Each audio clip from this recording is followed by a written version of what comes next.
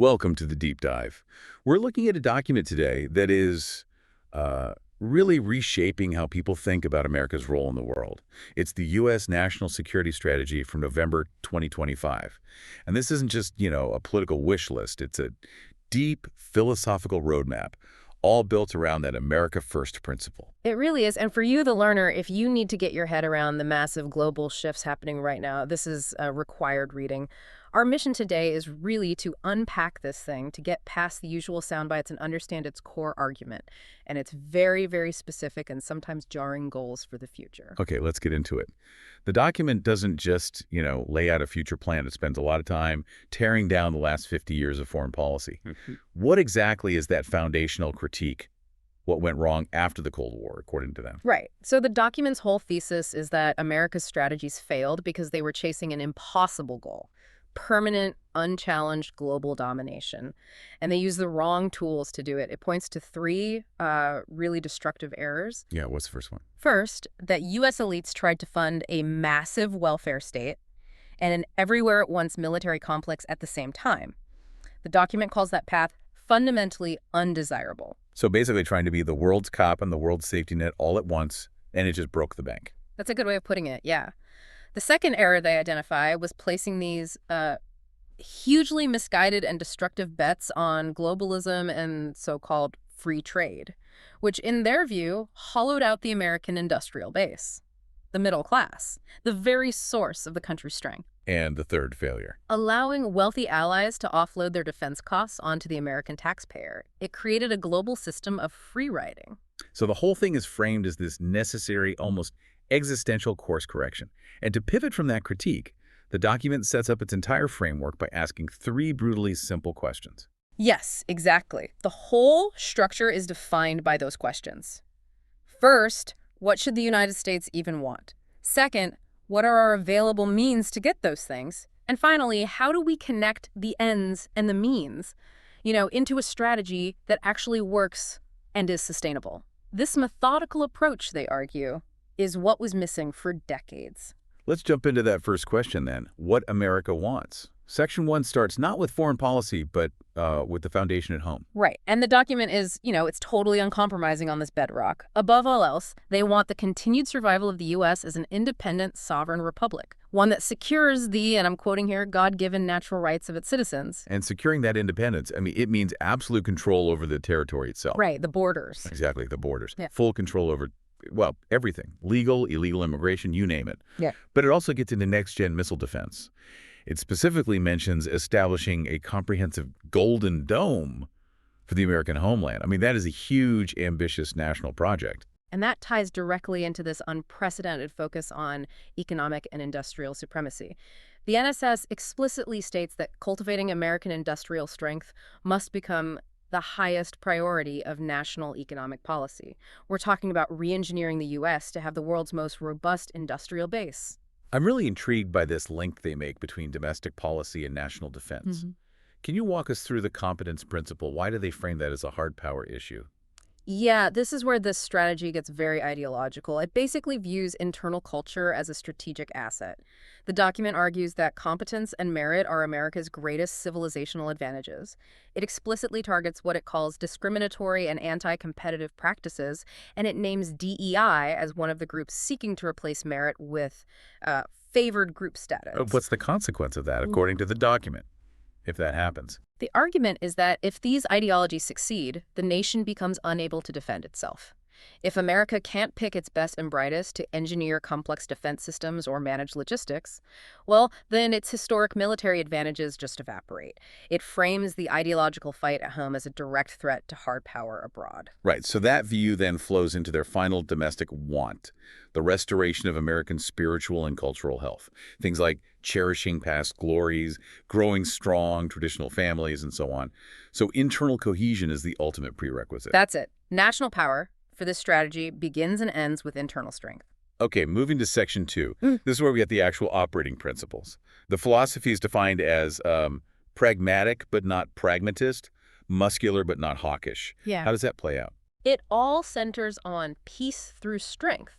Being muscular means building up that strength like the Golden Dome as the best deterrent.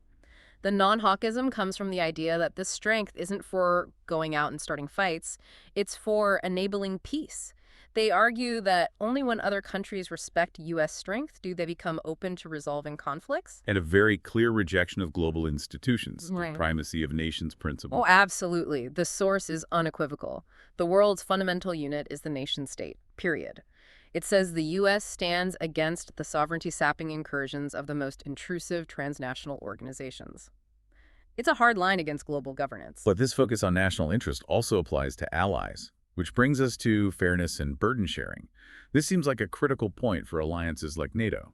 This is the really dramatic change. The U.S. insists allies have to spend far, far more on their own defense. And they introduce something called the Hague Commitment, which pledges NATO countries to spend a staggering 5% of GDP on defense. 5%. Just to put that into perspective for you listening, the current NATO goal is 2%. This is more than doubling the commitment. Does the document talk about the potential political fallout from making such a huge demand? It doesn't sugarcoat it at all. The strategy basically says this massive jump is non-negotiable, that alliances are fundamentally transactional. The political cost, in their view, doesn't matter if the U.S. is getting a fairer deal. It's presented as necessary medicine. This insistence on burden sharing it changes the U.S. role. And that leads to the strategy's claims about achieving peace. The document makes this almost audacious claim about securing peace in 8 conflicts in just 8 months. It is a very bold claim. It's meant to cast the president as the president of peace. And they list specific examples. Peace deals between Cambodia and Thailand, Kosovo and Serbia, the DRC and Rwanda, and crucially, a peace agreement between Israel and Iran. It also claims the end of the Gaza war with all living hostages returned. The sheer scope is designed to show that this transactional strength gets results where endless engagement didn't. And linking this back to the domestic side, migration is explicitly labeled a primary security threat. Absolutely. The document states it flatly. The era of mass migration is over. Border security is framed as the #1 element of national security, protecting against invasion, terrorism, drugs, the whole list. Let's shift to how this gets implemented regionally, starting with the Western Hemisphere.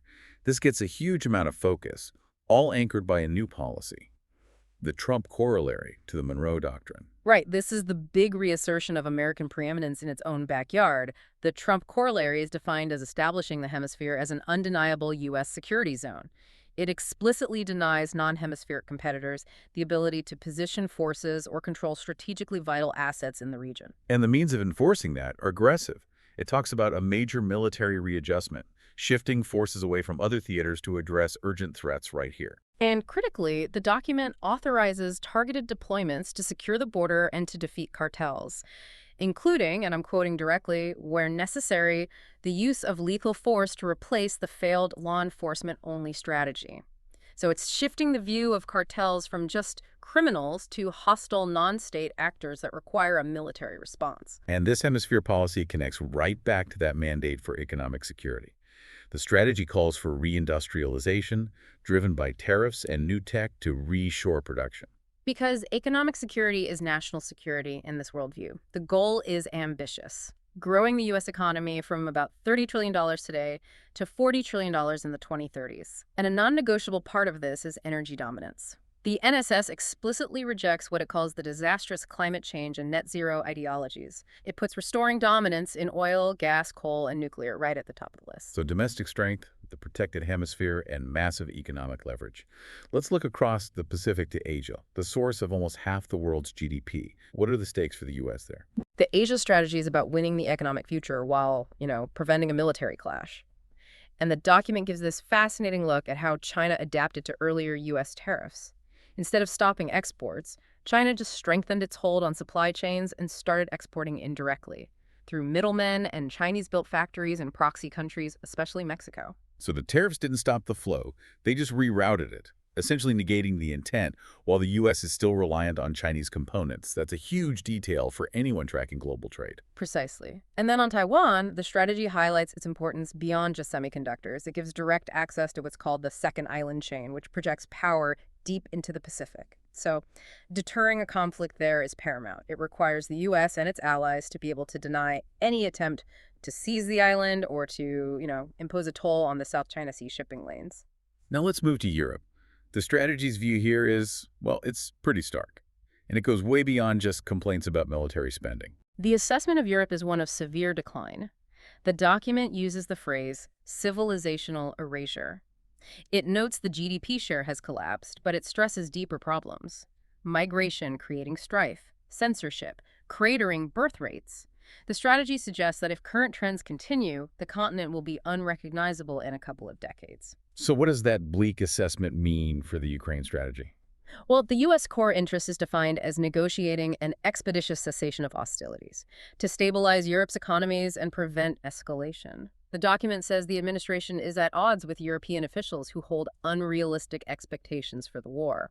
It sees peace as essential for Europe to even begin to fix its own internal crises. And finally, it throws this really open question out there about the future of NATO itself. It does. It raises the possibility that in a few decades, some NATO members will become majority non-European. And then it just asks the question, will these nations view their alliance with the U.S. in the same way as the original signatories? It implies that shared strategic interests need shared cultural foundations. That is a provocative point. It casts a huge shadow over the future of that alliance. Let's try to synthesize all of this for you, the listener. What is the fundamental takeaway here? The overarching theme is a huge shift from global management to national sovereignty and transactional strength. The whole NSS is defined by enforcing hard boundaries on migration, on trade in the Western Hemisphere, and using economic tools like tariffs and financial dominance as the primary instruments of power. Before we wrap up, there was one specific military detail in the Middle East section that really illustrates this new approach. Muscular without being hawkish. Right, that's the mention of Operation Midnight Hammer. It was carried out in June 2025. The strategy cites this operation, which significantly degraded Iran's nuclear program, as the perfect example. Successful, targeted, unilateral military action that supports a transactional policy. It avoids a forever war, but ensures an adversary is weakened enough to prevent regional chaos. So it's a strategy built on self-sufficiency and demanding allies take primary responsibility for their own regions, hence that staggering 5% GDP Hague Commitment. And this raises a really important question for you to consider as you process this massive policy shift. If this strategy succeeds by demanding allies secure their own neighborhoods, which global conflict, if any, would still meet that high bar for a justified large-scale intervention by the United States, something to mull over as you process the shift from global dominance to national primacy.